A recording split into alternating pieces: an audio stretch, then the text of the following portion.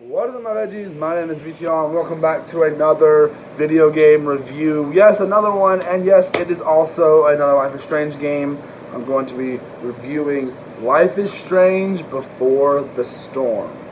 Now, a lot of fans did not like this game. Like, a lot of fans didn't like this game in the slightest. But a lot of people's gripes with it is the fact that what made Life is Strange so interesting was the rewind mechanic. And yes, but this game still, I had fun with it. Playing as Chloe is so interesting, even though it's a completely different voice actor, and getting to know a little bit about Rachel's backstory and knowing a little bit more about what this character is and what was going on with Chloe and Rachel, and we learned more about Rachel and learned more about how Chloe was acting while Max was away.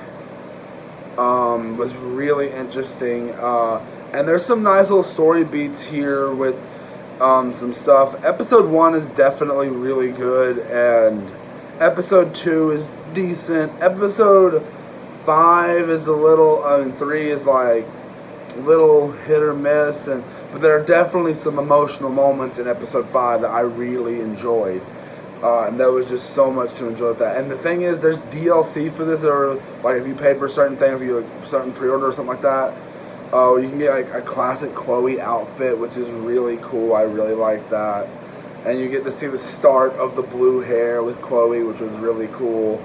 And there's just so much in this that. And then you get Episode 4, which is a bonus episode, which jumps back to when Max and Chloe were kids. You play as Max again. Probably the last time I'll ever play as Max, besides reading these, and you're technically not playing as her, you're reading. But jumping back to that was a really good episode, and the fact that the original voice actors, I believe, returned for those. And learning a little bit about more of what happened, about their dynamic before everything that happened, was really interesting to see that. The game itself is definitely weaker than the first game, but there's what they did to basically, with the taking out the mechanic of rewind power, Chloe has this argument segment minigame type thing, where you have to win an argument to get through to something, and that's cool. It very much fits Chloe, and I still enjoyed the game. I played all 3 episodes on the channel with completely blind. There's a whole segment in the game, there's something that happened twice, where you play D&D basically, and it is so cool. I loved it. It was so much fun. It was actually my first introduction to Dungeons and Dragons, basically. And it was so much fun. I liked sitting there and watching that out unfold. The characters in this are very hit or miss. There's this new villain dude that's in this. Like, I guess you could call him a villain dude, who's like very forgettable. There's like Rachel's mom shows up. Spoilers. Rachel's mom's in this, and she's very forgettable. It's just there for conflict. But a lot of Chloe's like friends, there's like this love interest that likes Chloe, but she didn't like him, and he feels like pointless.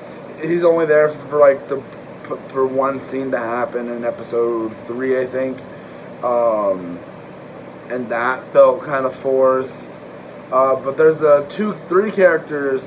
Mikey, I think was his name, the dude and the girl that kind of liked Rachel and everything, but was friends with Chloe and Mikey and all that. They were pretty chill. I liked both of them.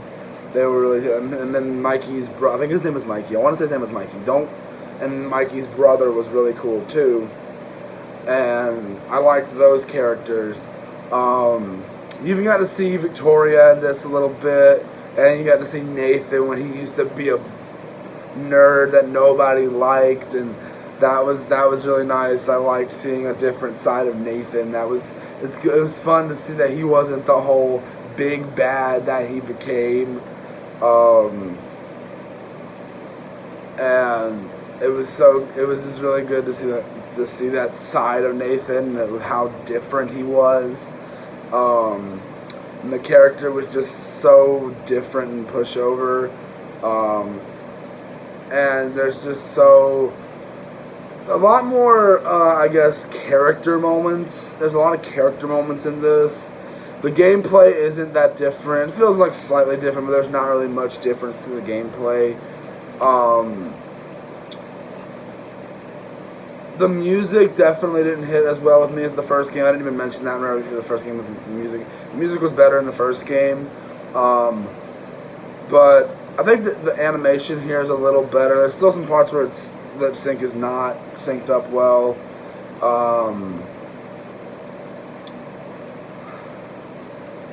But I did really, really enjoy this game. I think I was playing this game on my channel at the time where I was still muting music in games, I think.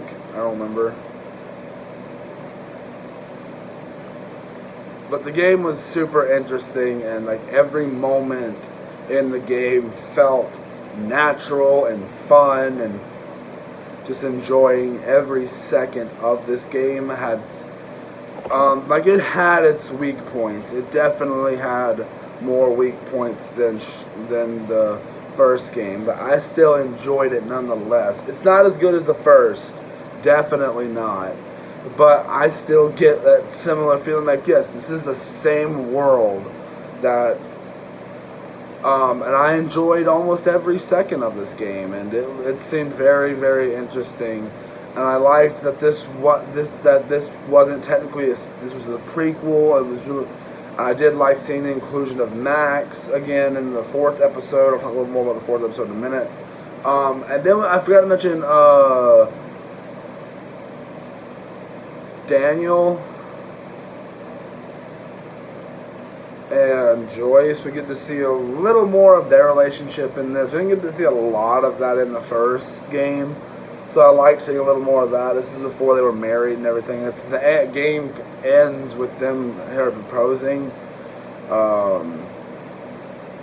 And really, and there's also these weird segments where like Chloe has like a hallucination or dream type thing with her actual dad. They're a little strange, but I think it adds a lot to like Chloe's mindset. And we see her struggle and everything, and like there's a lot of like we see that that Chloe sometimes in this is kind of the voice of reason, which is kind of a role reversal, which like was kind of like Max was really the voice of reason in the first game. And Chloe's kind of the voice of reason in this game, which was very interesting. And the thing is, none of the stakes were really high for this game because of the fact that we all know that Rachel's not going to survive, like, and everything. And some people think it didn't tie into the first game very well, which I can understand that, but we did get a little thing at the end where it showed like Rachel's phone ringing, and then we get to episode 4, or the bonus episode, which was really interesting because it was just kids playing, and there was some drama there as well, but there was a lot of it was just kids playing. We got to see a bunch of the things that Max and Chloe talked about in the first game, which is, and even I think some of that's even referenced in these. I don't remember. It's been a little while since I've read the first 2. I just finished reading this. But everything that we just sat through was so interesting in that game. And I'll have to give it a 3.5 out of 5. I enjoyed it enough. But yeah, I want to know down in the comments, what did you guys think of this game? And I even have a Life is Strange theory that I plan on putting out very, very soon. Like, so I hope you guys are looking forward to seeing that get put out. There's going to be a review for Life is Strange 2 and for these comics very soon. So, I don't know if I'm going to do 3 separate videos for each one. Probably not. But I hope you guys enjoyed this, and I'll see you guys in the next one.